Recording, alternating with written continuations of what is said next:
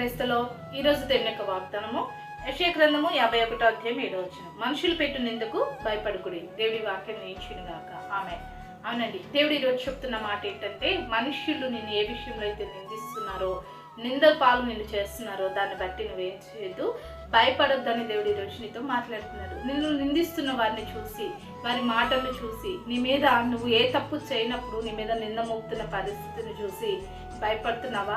నా పక్షంగా ఎవరున్నారు? నా పక్షంగా మాట్లాడేవారు ఎవరున్నారు?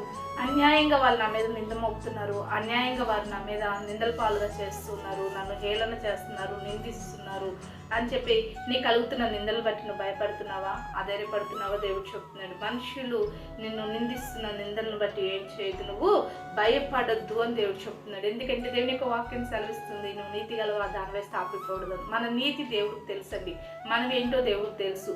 కాబట్టి నేను ఎవరు ఎంత దూషిస్తున్నా, ఎవరు నేను ఎంత నిందించినా, మనుషుల దూషణ బట్టి, మనుషులు నిన్ను నిందిస్తున్న నిందను బట్టి భయపడక, నువ్వేంటో తెలిసిన దేవుని బట్టి ధైర్యంగా ఉండు. ఎవరైతే నిన్ను నిందించారో వారి ఎదుటే నువ్వేంటో దేవుడు ఒకానొక రోజు తెలియపరిచి నిన్ను ఘనంగా వారి ఎదుట నిలబెడతాడు. కాబట్టి నేను నిందించిన నిందను బట్టి భయపడక, ఆ నిందను తొలగించి నీకు ఘనతనిచ్చే దేవుని వైపు చూసి ధైర్యంగా ఉంది. అటు రీతిగా దేవుడు నేను దీవించి బలపరిచి సహాయం చేయను గాక.